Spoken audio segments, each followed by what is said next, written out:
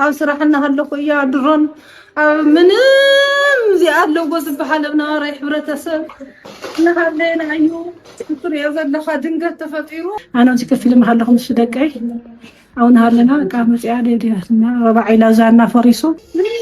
من ليش الطي زرقين كوزي ولا شيء زنيرة عندي بيت ياو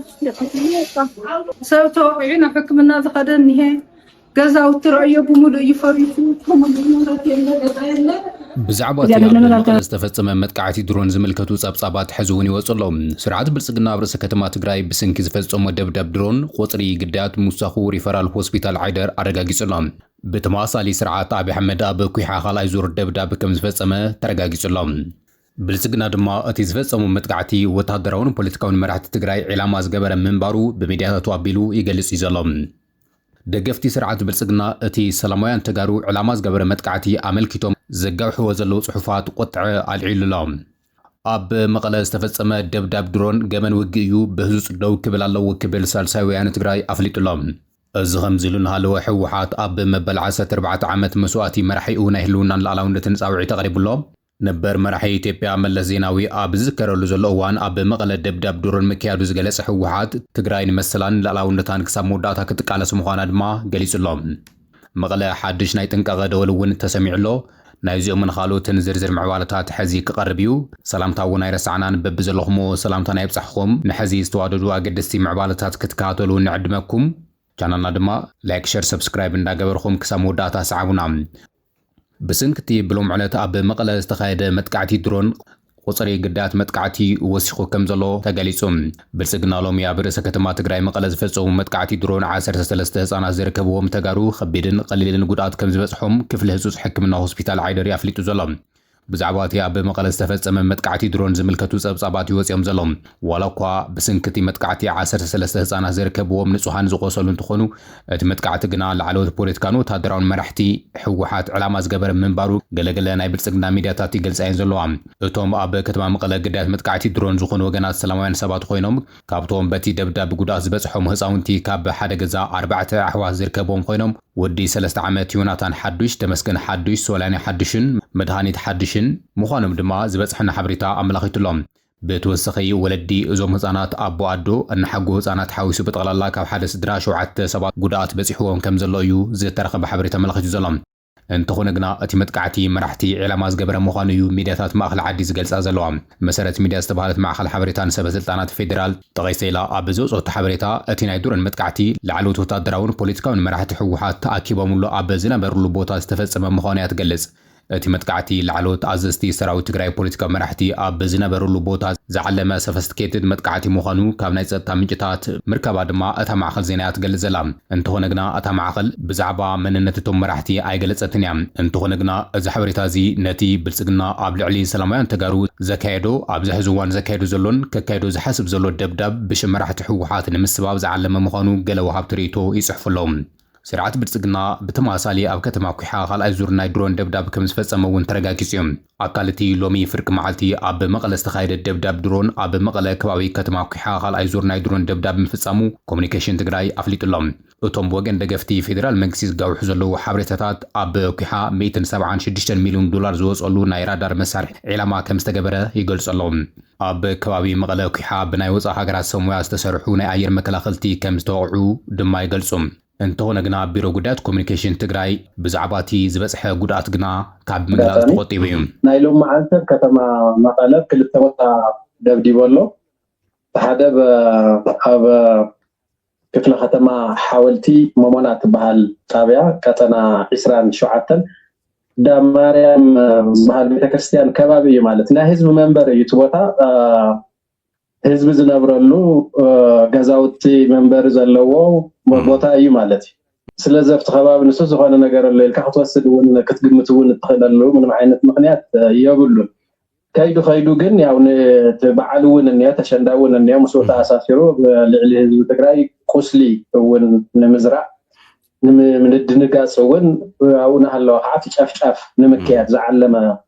دبداب يكايدو كساب هذا بزلوا مرداتا عسى سلسلة سب بخبيدين بقليل ما وسيلهم ناب هوسبيتال زاتو اللقونات له بمجلس خمس فوق لنا بالسنات كم زنورو يونير حبريتا ده حتى عزمة حبريتا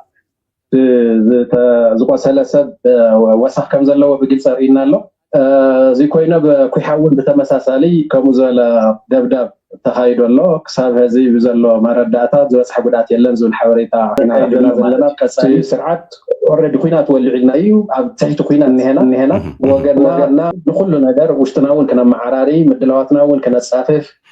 لعلو كل عندنا سلام ون أقداس سلازقنا بسلامة ومن قد خير زخنا نقرأ عند حال يقولون وتعدل سانكي كان متكامل تعجز تداز البرزلة وتنور يزلنا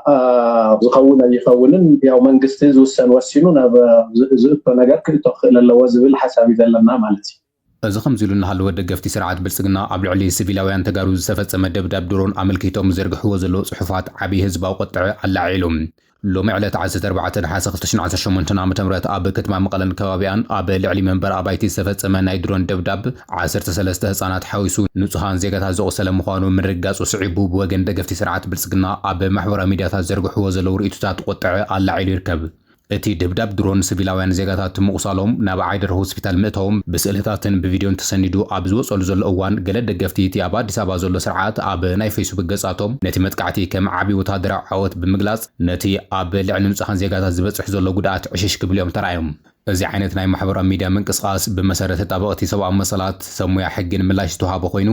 ስርዓት ኢትዮጵያ ከም ስርዓት ኣብ ጥፋት ብሔረ ትግራይ ህልውንኡ ዝተኸለ ስርዓት ምዃኑ ካብ ጥንቲ ዝፍለጥ ከም ዝኾነ ዝሓብር ውሃብ ትርኢቶ ብልጽግና ዝመርሖ መንግስቲ ኢትዮጵያ ብፍላይ ድማ ጆኖሳይደራዊ ስርዓት ምዃኑ ልዕሊ ተጋሩ ምስክር ከም ዘየለ ገሊጾም እዮም እቲ ስርዓት ገና ብትሎም ኣብ ልዕሊ ንጹሃን ተጋሩ ሓዊ ከዝንብ ትጽቢት ዝግበረሉ ምዃኑ ድማ ይገልጹ እዮም بمسارة أهجراوي سبعة حجي سبيلاويان زيجاتات هزاناتن أب أوان وجو وحسنت كجبرلهم من بر علامة وتهدروا متقعتي خون كم زي بلهم بمزغار دما نزي عينة متقعتي مدقاف نجبن وجه مبرت عمخون يجلسهم سلزونا دما تجارو دقفتي تسرعات قبل الحزبهم بس حصلوا جدات كحمومي جبا زبل ساوعي قريبهم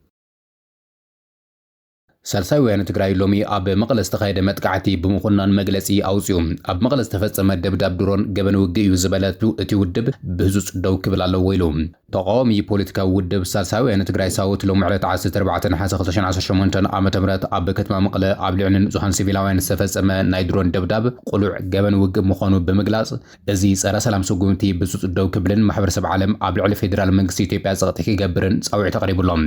ሳልሳውያን ትግራይ ኣብ ዘውጽኦ መግለጺ ካብ ትካላት ሕክምና ብዝረኽቦ ጭቡጥ ሓበሬታ መሰረት እቲ ዝተፈጸመ ናይ ድሮን ደብዳብ ኣብ ልዕሊ ንጹሃን ደቂ ትግራይ ከቢድ ናይ ኣካል ጉድኣት ከም ዘብጽሐ ኣረጋጊጹ ኣሎ ኢሎም ቁሉዕ ገበን ውግእ እዩ ዝበለት ውድብ ኣብ ዘውጽኦ መግለጺ እዚ ኣብ መቐለ ዝተፈጸመ መጥቃዕቲ መንግስቲ ኢትዮጵያ ኣብ ልዕሊ ሲቪላውያን ሰባትን ትካላትን ትግራይ ዝፈጸሙ ጭካንን ገበንን ስርዓታዊ ሽበራን መቐጸልታ ምዃኑ ካብቲ ዕላማ ዝተገበረ ቦታታት ምርዳእ ይከኣይሎም ሳልሳውያን ትግራይ ወሲኹ እዚ ተግባር እዚ ቁሉዕ ገበን ውግእ መቐጸልታ ጸረ ትግራይ ፖሊሲ መንግስቲ ኢትዮጵያ ካብ ምዃኑ ብተወሳኺ ነቲ ከይመጽእ ዝስጋእ ዘሎ ኣዕናዊ ካልእ ዙር ኩናት ብዝበለጸ ዝውስኽን ዘገድድን ምዃኑ ድማ ኣጠንቂቑ ዘሎም ውሽጣዊ ጻውዒት ማሕበረሰብ ዓለም ዘመሓላለፈ እቲ ውድብ ንግዳያትን ስድራ ቤታቶም ድማ ሓዘኑ ገሊጹ እዩ ኣብ ልዕሊ ንጹሃን ደቂ ትግራይ ከቢድ መዓት ይወርድ ኣብ ዘለሉ እዋን ኣብ ውሽጢ ዓዲ ፖለቲካዊ ብሽሽቕ ምፍጣርን ዓሽኻ ተጸማሚዶም ዘለዉ ደቂ ትግራይ ካብዚ ተግባሮም ብህዙጽ ክቁጠቡ ኣተሓሳሲቡሎም أهجراويان تكالات محبرسب عالم نزي قبل على سبيلاويان تجارز في الزم زولا جبان بصنع كخوننوه نزي جباني في الزم قبل على زولا منقصد ما صنع دبلوماسيا وصاغتيك جبرويو صاوعي تقريبو ظلام صار سايوان تجراي نزي جبان نزين محبرسب عالم أب مجلس صاغتي أب مفتارن كل مداوي سرحتوا تناخير كم زقصل دما جالسي ظلام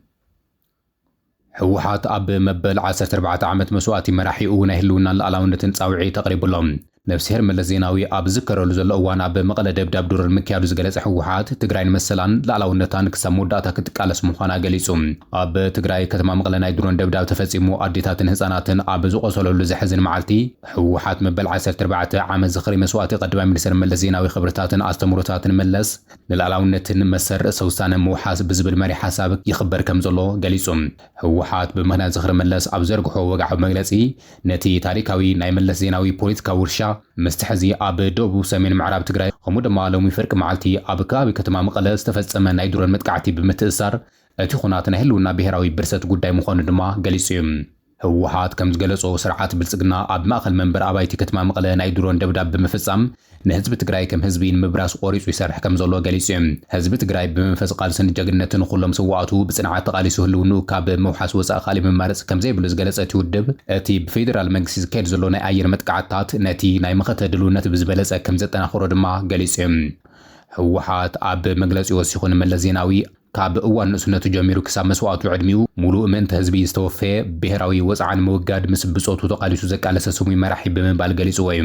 ድሕሪ ምድምሳስ ስርዓት ደርጊ ንሕወሓት ንኢሃደግ ንመንግስቲ ኢፌድሪ ብምምራሕ ኣብ ኢትዮጵያ ስርዓት ብሔራዊ ፌደራሊዝም ዲሞክራሲ ክትከል ቁጠባዊ ዕብየት ልምዓትን ክምዝገብ ከምኡ ድማ ካብ ኢትዮጵያ ሓሊፉ ድምፂ ህዝብታት ኣፍሪካ ኮይኑ ዝተቃለሰ መራሒ ምዃኑ ብምዝኻር ህዝባውነት ጽንዓት ብቕዓት መሪሕነትን ናይ መለስ ዜናዊ ዓበይቲ ኣስተምህሮታትን ምዃኖም ድማ ኣመላኺቱ እዩ። ህወሓት ዝኽሪ መለስ ሎሚ ዝካየድ ዘሎ መሰል ርእሰ ውሳነ ብዝብል መሪ ሓሳብ ምዃኑ ብምጥቃስ ትግራይ ንመሰላን ንልኣላውነትን ክሳብ መወዳእታ ክትቃለስ ምዃና ድማ ገሊጹ ዘሎ